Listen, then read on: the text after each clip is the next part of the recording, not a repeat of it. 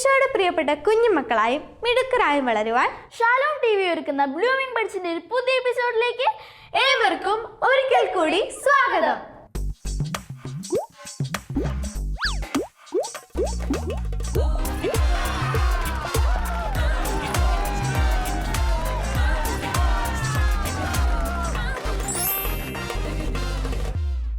ജീവിതത്തിൽ മല പോലെ പ്രശ്നങ്ങൾ വന്നാലും കുഞ്ഞു കുഞ്ഞു ഉദാഹരണങ്ങൾ കൊണ്ട് ശക്തമായി നേരിടാൻ നമ്മെ പ്രാപ്തരാക്കുകയാണ് സുനിത സിസ്റ്റർ ഇന്നിവിടെ. എല്ലാവരും ശ്രദ്ധയോടെ കാതോർത്തിരുന്നോളൂ. സുനിത സിസ്റ്ററിന്റെ വാക്കുകൾ നമുക്കിന്ന് പ്രചോദനമാകട്ടെ. Our first segment, തേൻമൊഴികൾ.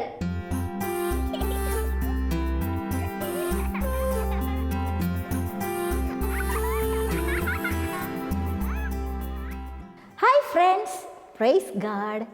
സിസ്റ്ററിൻ്റെ മുമ്പിൽ 2 ഷെയ്ഡ്സ് ഉണ്ട്. ഷെയ്ഡ് ഗ്ലോബാണ്, നമ്മൾ പള്ളിയിലൊക്കെ കണ്ടിട്ടുണ്ടല്ലോ, മെഴുകുതിരി അണയാതിരിക്കാൻ വെക്കുന്നതാണ്. ഇത് ലോകം, ഓക്കെ, നമ്മൾ ജീവിക്കുന്ന സുന്ദരമായിട്ടുള്ള ഈ ലോകം. ഇത് ഞാനും നീയും, ഓക്കെ, നമ്മൾ ഈ ലോകത്തിലെ മനുഷ്യരായ നമ്മൾ ഓരോരുത്തരും, ഓക്കെ, ജീവിതത്തിൽ കുഞ്ഞുകാലം മുതൽ തന്നെ നമ്മൾ പഠിക്കുന്നു, കളിക്കുന്നു, കേൾക്കുന്നു, അനുഭവങ്ങൾ വരുന്നു, അങ്ങനെ നമ്മുടെ ഈ ജീവിതം സുന്ദരമാക്കി. കണ്ടില്ലേ, നല്ല ഭംഗിയില്ലേ, നല്ല സോഫ്റ്റാണ്, ഇങ്ങനെ മാലിന്യമോ ഒന്നും വൃത്തികേടാക്കിയിട്ടില്ല. നമ്മുടെ ജീവിതം ഇതുപോലെ നല്ല കിടക്കാച്ചി സുന്ദരമായിട്ടുള്ള ജീവിതം. ഓക്കെ, ഈ ലോകത്തിൽ നമുക്ക് ജീവിക്കണം അല്ലേ? നമ്മൾ എത്ര ബ്യൂട്ടിഫുൾ ആക്കിയാലും നമുക്ക് വേറൊരു ലോകമില്ല, ഈ ലോകത്ത് തന്നെ ജീവിക്കണം. വിചാരിക്കുക നമ്മൾ ഈ ലോകത്തിലെ ജീവിക്കുകയാണ്. അങ്ങനെ ജീവിതം മുന്നോട്ട് ഓടിക്കൊണ്ടിരിക്കുമ്പോൾ പെട്ടെന്നാണ് അപ്രതീക്ഷിതമായി നമ്മൾ പ്രതീക്ഷിക്കാത്ത കാര്യങ്ങൾ നടക്കുന്നത്. ചിലപ്പം പഠിക്കുന്നു, പക്ഷേ മാർക്കൊന്നും കിട്ടുന്നില്ല. ചിലപ്പോൾ പപ്പയും അമ്മയും അധ്വാനിക്കുന്നു, കാശൊന്നും കിട്ടുന്നില്ല. അസുഖം വരരുതേ എന്ന് പറയുന്നു, പക്ഷേ അസുഖം വരുന്നു. പ്രശ്നമാണ് ഇത്. ഉണ്ടാവും, നല്ല ഭാരമുണ്ട്. നമ്മൾ പ്രശ്നം വരുമ്പോൾ ജീവിതം നമ്മൾ സുന്ദരമാക്കി ഉണ്ടാക്കിയ ജീവിതം താഴെ കിടക്കുന്നു. സാരമില്ല, നമ്മൾ വീണ്ടും എടുത്തു. ഇപ്രാവശ്യമായിട്ട് അതേ കൈ കണ്ടിട്ട് നോക്കാം. ഓക്കെ, നോക്കാം. പതിയെ ഇടുന്നു.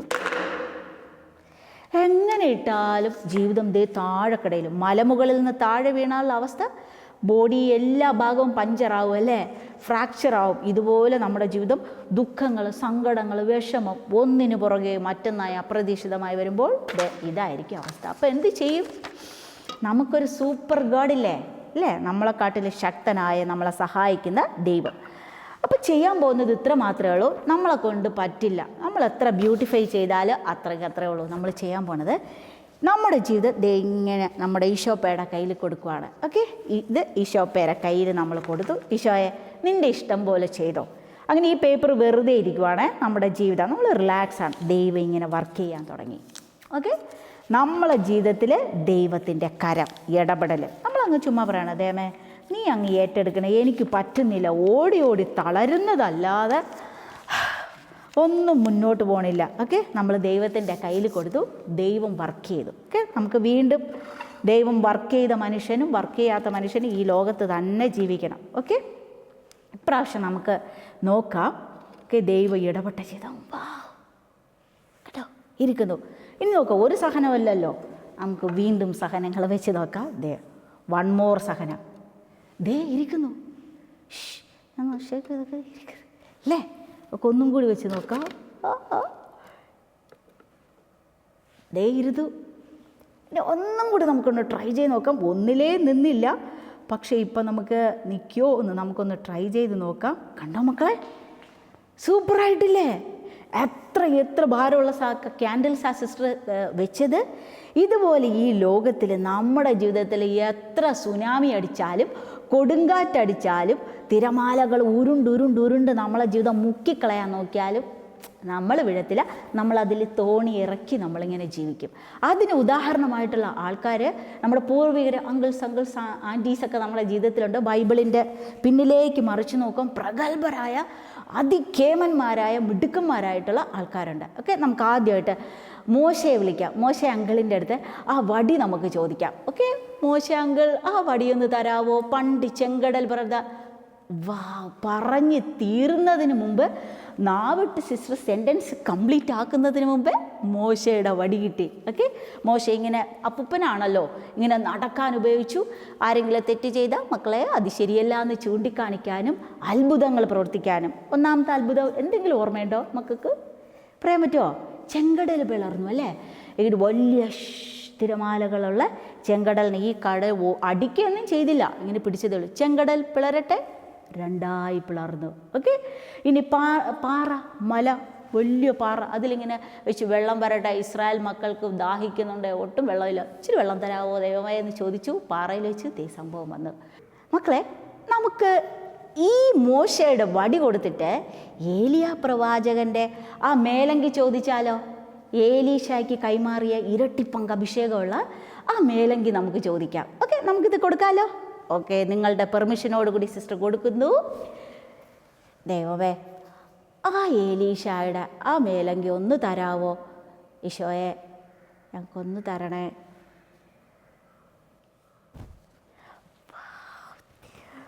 ചോദിച്ചില്ല, നമ്മുടെ ദൈവം കണ്ടതോ? ദേ ഇതുപോലെ നമുക്ക് മൂടി പുതച്ച് ഏലീശായ്ക്ക് കൊടുത്ത ഒരു മേലങ്കിയാണ്. അപ്പോൾ ഇത് വെച്ച് എന്നാ ചെയ്ത്? ഇത് വെച്ച് നമ്മൾ വെള്ളത്തിൽ മുക്കിയ മക്കളെ എന്താ സംഭവിക്കുക? ഇത് നനഞ്ഞു കുതിർന്നു പോകും അല്ലേ?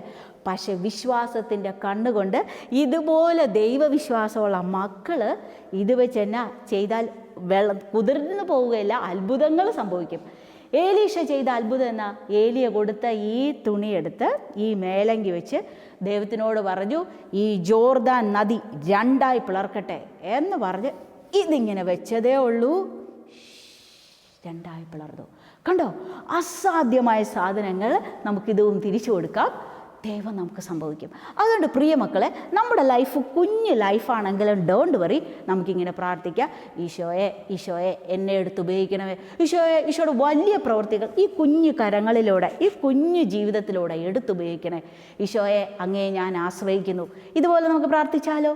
നമ്മൾ ഉണ്ണാൻ പോകുമ്പോഴും, ഉറങ്ങാൻ പോകുമ്പോഴും, കളിക്കാൻ പോകുമ്പോഴും, കുളിക്കാൻ പോകുമ്പോഴെപ്പോഴും ഈശോയെ നമ്മൾ ശ്വാസം വിടുക, എടുക്കുക, അതേപോലെ ആയിരിക്കണം നമ്മുടെ പ്രാർത്ഥന ഒരു ബന്ധമാണ്, വ്യക്തിപരമായ ബന്ധമാണ്. അപ്പോൾ നമുക്കങ്ങനെ ഈശോയെ ദൈവമേ, മാതാവേ ആശ്രയിക്കണേ, കൂടെ ഉണ്ടായിരിക്കണം. ഇങ്ങനെ പ്രാർത്ഥിച്ച് ഇതുപോലെ ജീവിതത്തിൽ മല പോലെ പ്രശ്നങ്ങൾ വന്നാലും കണ്ടുപോയിരിക്കുന്നത് ഇതുപോലെ നമ്മളിരിക്കും, ലോകത്തിൽ ജീവിക്കും, അന്തസ്സും അഭിമാനത്തോടു കൂടി ജീവിക്കും. ഈശോ അനുഗ്രഹിക്കട്ടെ. ആമേൻ. വളരെ ശക്തമായ വാക്കുകൾ കൊണ്ട് ഇന്നും നമ്മളോട് സംസാരിക്കുന്ന വിൽസ ചാവറയച്ചന്റെ നല്ല അപ്പന്റെ ചാവറിലെ മനോഹരമായി ചിന്തിപ്പിക്കുന്ന ഒരു വാക്കുകൊണ്ടാണ് ഇന്ന് ജോർജ് അച്ഛൻ ഇവിടെ കടന്നു വരുന്നത്. സോ അവർ സെക്കൻഡ് സെഗ്മെന്റ്, ചാവറുകളും കുട്ടികളും.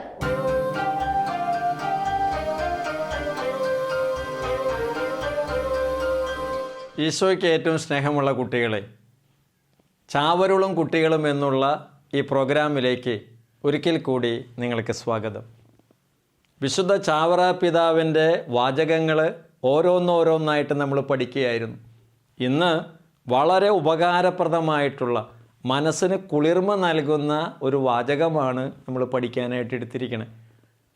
ബാക്കിയുള്ളവർ എന്നെ ഭയപ്പെടണമെന്നല്ല, സ്നേഹിക്കണമെന്നാണ് ഞാൻ ആഗ്രഹിക്കേണ്ടത്. ഇതാണ് ചാവറ പിതാവിൻ്റെ വാക്കുകൾ.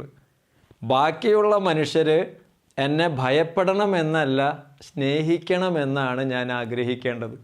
സ്നേഹമില്ലെങ്കിൽ എന്താ കാര്യമുള്ളത്? സ്നേഹമില്ലാത്ത ശരീരം ഉണക്കമരം പോലെയാണ്. എന്ത് ആർദ്രതയാണുള്ളത്?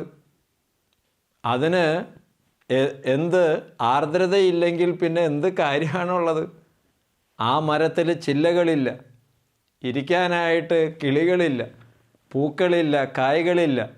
എന്ത് ഉപകാരമാണ് അതുകൊണ്ടുള്ളത്?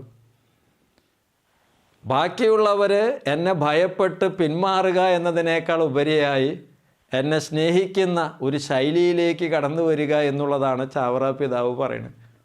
ഞാൻ വായിച്ച 2 കൊച്ചു കഥകൾ ഇന്നത്തെ ദിവസം നമുക്കൊന്ന് മനസ്സിലാക്കാം. ഒന്നൊരു കോലത്തിൻ്റെ കഥയാണ്. പാടത്ത് ഈ മൃഗങ്ങളെയും പക്ഷികളെയൊക്കെ പേടിപ്പിക്കാനായിട്ട് വയ്ക്കുന്ന കോലം നിങ്ങൾ കണ്ടു കാണും. ഒരിക്കൽ ഒരാൾ ഇങ്ങനെ നടന്നു പോകുമ്പോൾ ഒരു കോലം ഇങ്ങനെ നിൽക്കുന്നത് കണ്ടു. അപ്പോൾ അദ്ദേഹത്തിന് ജിജ്ഞാസയായി. അദ്ദേഹം ചോദിച്ചു, കോലമേ, കാലം കുറേ ആയല്ലോ ഇങ്ങനെ നിൽക്കണേ? അപ്പോൾ ആ കോലം പറഞ്ഞ്, ഞാൻ കുറേ കാലമായി ഇവിടെ നിൽക്കണം.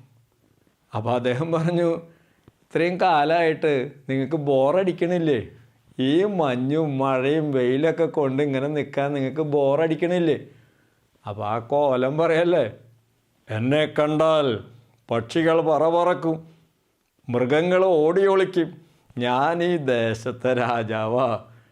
എത്ര കാലം എന്നെ കണ്ടാൽ പക്ഷികൾ പറക്കുമോ, മൃഗങ്ങൾ ഓടി ഒളിക്കുമോ, ഞാൻ ഈ ദേശത്തെ രാജാവായിട്ട് നിലനിൽക്കുന്നുവോ, അത്രയും കാലം ഈ മഞ്ഞും മഴയും വെയിലൊക്കെ കൊണ്ടുവിടെ നിൽക്കാൻ എനിക്ക് രസമാണ്.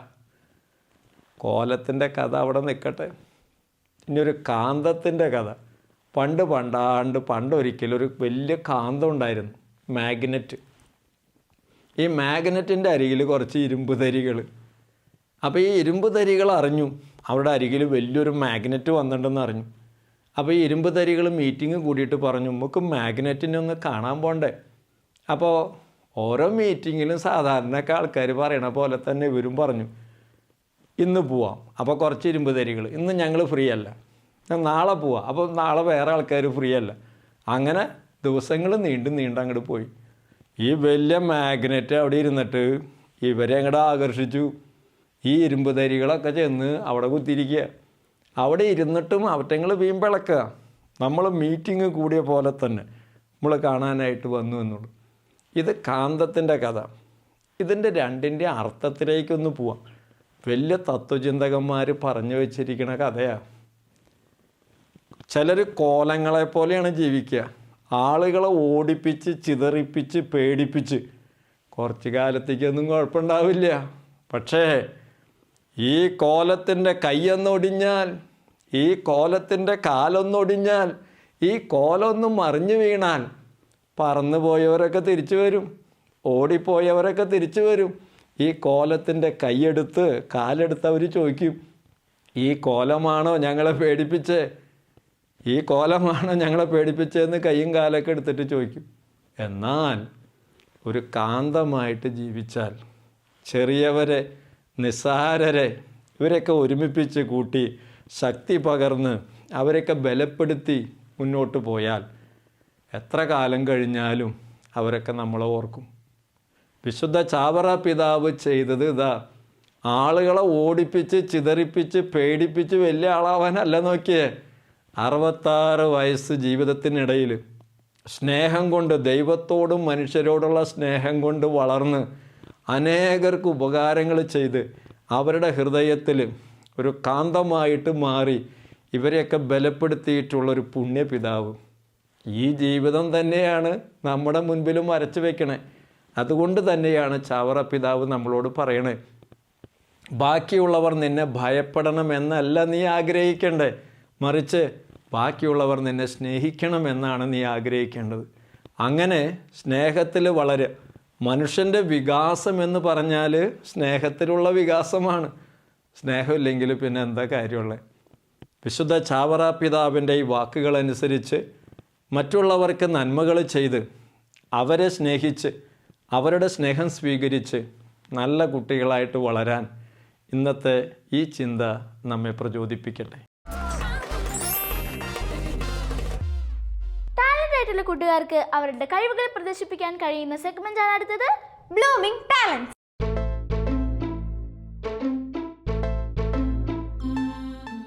ഈശോയുടെ പ്രിയ മക്കളെ എല്ലാവർക്കും എൻ്റെ നമസ്കാരം. ഞാനിവിടെ പറയാൻ പോകുന്നത് വിശുദ്ധ കുർബാനയെ പറ്റിയാണ്. ഈശോയ്ക്ക് നമ്മോടുള്ള സ്നേഹത്തിൻ്റെ ഏറ്റവും വലിയ അടയാളമാണ് വിശുദ്ധ കുർബാന. ഈശോയ്ക്ക് നമ്മോട് ചേർന്നിരിക്കാൻ വേണ്ടിയാണ് ഈശോ ദിവ്യകാരുണ്യ വിശുദ്ധ ബലിയിലൂടെ നമ്മളിലേക്ക് കടന്നു വരുന്നത്. ഇതിലൂടെ ഈശോയും നമ്മളും ഒന്നായി തീർന്ന് പിതാവായ ദൈവത്തെ മഹത്വപ്പെടുത്തിക്കാൻ ചെയ്യുന്നത്.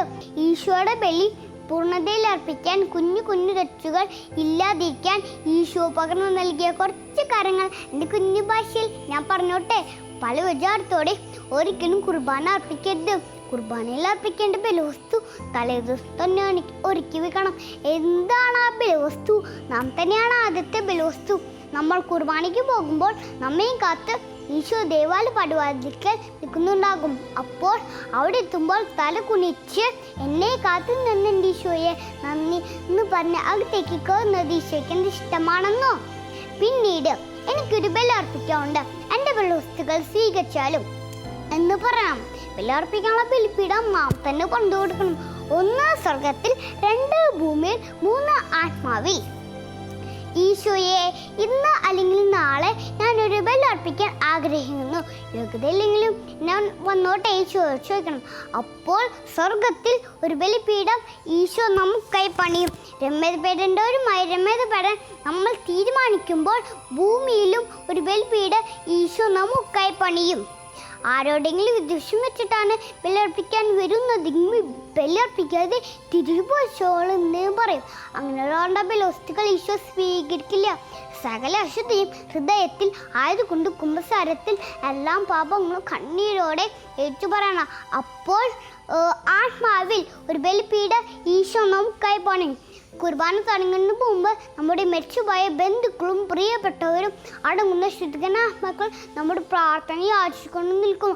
അവരെ ശ്രദ്ധിക്കാതെ, അവർക്ക് വേണ്ടി പ്രാർത്ഥിക്കാതെ അവർ കുർബാനയിൽ അലസമായി നിൽക്കുന്നത് ഈശോയ്ക്കുന്ന സങ്കടമാണോ? ബലിയർപ്പിക്കുന്നത് വൈദികനല്ല, ഈശോയാണ്. അതുകൊണ്ട് വൈദ്യന് ഇഷ്ടമല്ലെന്ന് പറഞ്ഞ് ആരും അടുത്ത ബലിയിലേക്ക് പോകണ്ട എന്നും ഈശോ പറയാറുണ്ട്. കുർബാനയിൽ ലേഖനം വായിക്കുന്നത് സ്വർഗത്തിലെ ദൂതന്മാരാണ്. അത് ശ്രദ്ധിക്കാൻ തരുന്ന ഈശോയ്ക്ക് എന്ത് സങ്കടമാണോ? പിന്നെ നമുക്കറിയാത്ത ഭാഷയിലാണ് കുർബാന അർപ്പിക്കുന്നതെങ്കിൽ ഈശോയെ ഈ ബലി സ്വീകരിക്കുമേ എന്ന് മാത്രം പറഞ്ഞാൽ മതി. പരിശുദ്ധാത്മാവ് എഴുന്നള്ളി വരുവാൻ വൈദികൻ പ്രാർത്ഥിക്കുമ്പോൾ പരിശുദ്ധാത്മാവിനോടുള്ള സ്നേഹത്തോടെ നിൽക്കണം. വൈദികൻ അപ്പവും വീഞ്ഞും വാട്ടി സ്തവവചനങ്ങൾ ചൊല്ലി ഈശോയുടെ ശരീരവും രക്തവും മാറുന്ന സമയത്ത് ഏറ്റവും ഭയഭക്തി ബഹുമാനത്തോടെ വേണം നിൽക്കാൻ. കുർബാന സ്വീകരിക്കുമ്പോൾ തല കുനിച്ച് ബഹുമാനത്തോടെ ഞാൻ ഇങ്ങനെ സ്നേഹിക്കുന്നു എന്ന് പറയണം. രാജാതിരാജനെയാണ് സ്വീകരിക്കുന്നതെന്ന് ആരും മറക്കരുത്. ഈശോയ്ക്ക് എന്ത് ഇഷ്ടമാണെന്നോ? ഈശോയുടെ പ്രതിരൂപമായ വൈദികനോട് നമുക്ക് നന്ദി പറയാം. അൾത്താരയിൽ നോക്കി നിൽക്കുന്ന മാതാവിനോടും ഔസേപ്പിനോടും നമുക്ക് നന്ദി പറയാം. ഈശോയ്ക്ക് എന്ത് ഇഷ്ടമാണെന്നോ? കുർബാന കഴിഞ്ഞാൽ എത്രയോ ദയുള്ള മാതാവെ ചൊല്ലി മാതാവിൻ്റെ അനുഗ്രഹം വാങ്ങിച്ച് പള്ളിയിൽ നിന്ന് ഇറങ്ങാം. അതുകൊണ്ട് ഇനി വിശുദ്ധ കുർബാനയ്ക്ക് പോകുമ്പോൾ ആരും ഈശോ പറഞ്ഞ കാര്യങ്ങൾ മറക്കരുത്. ദൈവത്തിന് സ്തുതി. പാടുന്നോൻ ഇരട്ടി പ്രാർത്ഥിക്കും എന്ന് പറഞ്ഞ വിശുദ്ധന്റെ പേരല്ല ചേച്ചി? സെയിന്റ് അഗസ്റ്റിൻ പറഞ്ഞതുപോലെ നമുക്ക് ആടിയും പാടിയും ദൈവത്തെ ആരാധിക്കാം. So our last segment, action song.